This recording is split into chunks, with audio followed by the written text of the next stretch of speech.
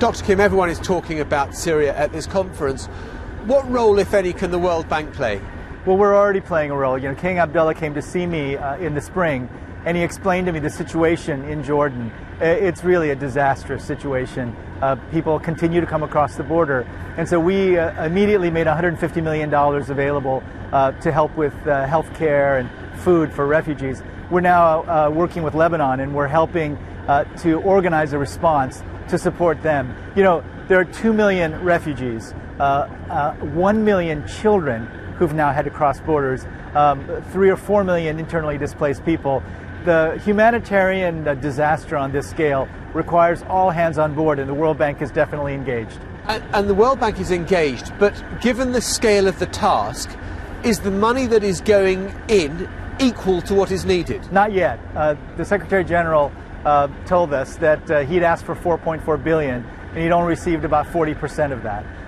The Turkish Prime Minister spoke about the enormous needs that they have, and they've only received a very small amount of money. We all need to step up to help deal with this humanitarian disaster. How deep are the divisions here? You know, we had a discussion yesterday, and the details, of course, I can't say. But what I can tell you is that everyone is united, completely outraged at the fact that now fairly widely agreed upon that there were chemical weapons used. As a medical doctor, I've seen the pictures, I've seen some of the data. It really is appalling. Everyone shared that outrage.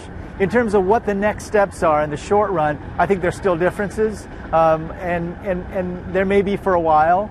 But one thing that I took away was, one, everyone is outraged at the use of chemical weapons, and two, people are now uniting around the need to respond in a humanitarian way.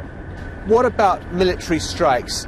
I mean, there's a political argument over whether it should be the right thing to do. There's also an economic argument that's being put that it could lead to a spike in the oil price, doing untold damage to the economies. Where do you stand on that? Well, you know, I'm an international civil servant, and I don't have a position on that.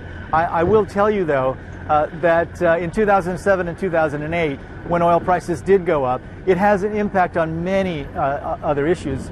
The price of transporting food goes up, food prices go up, the poor suffer the most.